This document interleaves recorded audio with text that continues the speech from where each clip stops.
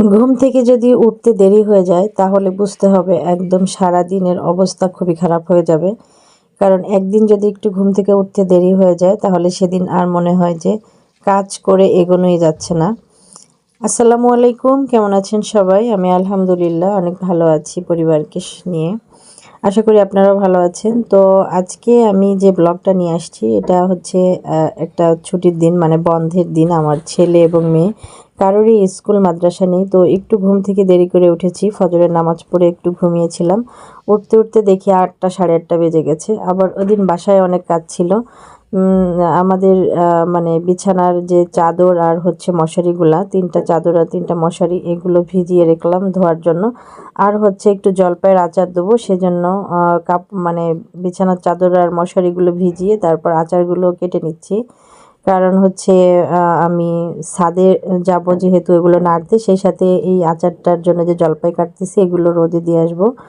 তো যাই হোক, সেগুলো করে আর যেহেতু 8টা বেজে গেছে, আমাদের গ্যাসও নেই, এই জন্য চিন্তা করেছি যে রান্না বান্না তো আর এখন করতে পারবো না। আর রান্নার ঝামেলাটাও একটু কম ছিল, সেজন্যই আমি একটু দেরি করে উঠেছি ঘুম থেকে। তারপরে বাকি কাজগুলো করব। তো এই তো আমার জলপাইগুলো কাটা হয়ে গেছে, এগুলোকে আমি লবণ হলুদ দিয়ে এবার মেখে তারপর রোদে দেবো ছাদে নিয়ে। তো এর ভিতরেই কিন্তু আমার যে কাপড় চোপড়গুলা ভিজিয়ে রেখেছি সেগুলো ধুয়ে তারপরে চলে যাচ্ছে ছাদে। ছাদে গিয়ে আচারটা রোদে দিলাম আর হচ্ছে কাপড় চোপড়গুলো মেলে দিয়েছি। তো এখানে আবার আমার একটু আমি এর আগেও কয়েকটা ভিডিওতে দেখিয়েছি আমার ছাদে কয়েকটা কবুতর আছে। তো কবুতরগুলো দেখাই। আগের দিন দেখিয়েছিলাম যে কবুতরগুলোই কিন্তু ডিম পেড়েছে, আর এখন দেখাচ্ছি সেই কবুতরে বাচ্চা দিয়েছে আলহামদুলিল্লাহ 2টা। এর আগে কয়েকবার এই কবুতরটা মাত্র একটা একটা করে বাচ্চা দিয়েছে, আবার অনেক সময় পুরো ডিম দুটোই নষ্ট হয়ে গেছে। যেমন নিচের একজোড়া দেখিয়েছিলাম, সেটার ডিম 2টাই নষ্ট হয়ে গেছে। আর এই দুটো আলহামদুলিল্লাহ 2টা বাচ্চাই ফুটেছে। যাই হোক, এখানে হাত দিতে গেলে এরকম ঠোকর মারছে। এবার ছাদ থেকে এসে আমি, আমার ছেলে আর আমার মেয়ে 3জনে বাসায় আছি, আর সবাই বাসা থেকে চলে গেছে যার যার অফিসে। তো নাস্তা খাচ্ছি। আমার ছেলে ডিম সিদ্ধ খায় না, ওর জন্য একটা ডিম পোস্ট করলাম, আর হচ্ছে ড্রাগন আর চা। আর আমরা খাবো, আমি আর আমার মেয়ে খাবো ডিম সিদ্ধ আর চা দিয়ে মুড়ি দিয়ে। চা দিয়ে মুড়ি দিয়ে কিন্তু খেতে ভালোই লাগে, ছোটোবেলায় অনেক খেয়েছি, এখনও মাঝে মাঝে খাই। আর যেহেতু শীতের সময় আসছে তখন চাটা তো এখন হরদমে চলবে। তো যাই হোক, আমরা সকালের নাস্তাটা করে নিলাম। এবার যেহেতু রান্না বান্না করব না, মানে পরে করব, গ্যাসও চলে গেছে, একদম অল্প আছে, আর রান্নার ঝামেলাটাও কম আছে। তো আমি আমার ছেলেকে একটু লেখানোর জন্য বসালাম, ওর আবার পরীক্ষা শুরু হয়েছে সেজন্য। তো ওকে আমি লেখাচ্ছি, আর হচ্ছে ওর পাশেই বসে থাকা লাগে লেখানোর সময়, তা না হলে লেখে না। আসলে বাচ্চারা অনেক দুষ্টামি করে, লিখতেই চায় না। তো আমি ওকে একটু লিখিয়ে নিচ্ছি।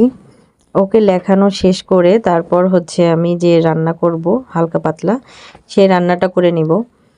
তো যাই হোক, ও লিখতেছে আর আমি ওর পাশে বসে আছি। আমার ভিডিওটা ভালো লাগলে আমার ভিডিওতে অবশ্যই একটি লাইক দিবেন এবং চ্যানেলটি সাবস্ক্রাইব করে রাখবেন। আর যারা ফেসবুক পেজ থেকে দেখছেন তারা পেজটিকে ফলো দিয়ে রাখবেন।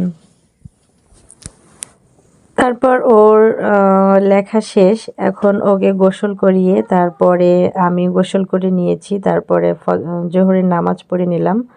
কারণ হচ্ছে আমরা যে টাইমে খাবো, মানে 2টার পর থেকে আবার গ্যাসটা মোটামুটি ভালোই আসে, তো আমি সেজন্য অপেক্ষা করতেছি।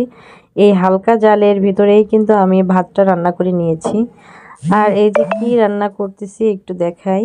এখানে হচ্ছে বেগুন ভাজি করব, আর হচ্ছে পুঁটি মাছ ভাজি করব, আর ডাউল রান্না করা আছে, সেজন্য রান্নার ঝামেলাটা একটু কম। আর বেগুন ভাজিটা আমাদের বাসার সবাই অনেক পছন্দ করে, এই জন্য বেগুন ভাজি, পুঁটি মাছ ভাজি আর হচ্ছে ডাউল, ব্যাস অনেক মজার একটা খাবার, আমাদের সবারই খাওয়া হয়ে যাবে। তো আমি এই যে প্রথমে মাছগুলোকে ভেজে নিচ্ছি, মাছগুলোকে ভেজে তারপর বেগুন ভাজবো। আসলে এই যে হচ্ছে কিন্তু এই পুঁটি মাছগুলা যে পুঁটি মাছ এনেছিল সেখান থেকে আমি যে বেছে বেছে যেগুলো একটু নরম, মানে হয়ে গেছে, সেগুলোই ভেজে নিচ্ছি। আর কয়েকটা রেখেছি, সেটা ঝোল খাওয়ার জন্য রাখছি। তো এই যে আমি ওই একই করেই আবার বেগুনটা ভেজে নিলাম। এই বেগুনটা হচ্ছে আমার মা আমাদের গ্রামের বাড়ি থেকে পাঠিয়েছে, ওনাদের গাছে হয়েছিল সেই বেগুনটা। এই যে আমি বেগুন আর মাছটা একই সাথে ভেজে রেখেছি, এবার একই সাথে মরিচ পেঁয়াজ দিয়ে দিব। বেগুন ভাজা আর মাছ ভাজাটা হয়ে গেলে দেখি যে ওর বাবা অফিস থেকে চলে আসছে, আমরা এই গরম গরমই খেয়ে নিব। ডাউল বেগুন ভাজি আর পুঁটি মাছ ভাজি, আমি জানি না কার কেমন লাগে, বাট আমাদের কাছে অনেক মজার একটা খাবার। আর আমি পুঁটি মাছটা খুবই পছন্দ করি। তো এই তো আমাদের রান্না বান্না খাওয়া দাওয়া হয়ে গেল। আর এই যে হচ্ছে রাত্রেবেলা যে আচারটা রোদে দিয়েছিলাম ওটা মানে তৈরি করতেছি। তো আমার ভিডিওটা কেমন লাগলো কমেন্টে জানিয়ে যাবেন। সবাই ভালো থাকবেন, সুস্থ থাকবেন। আল্লাহ হাফেজ।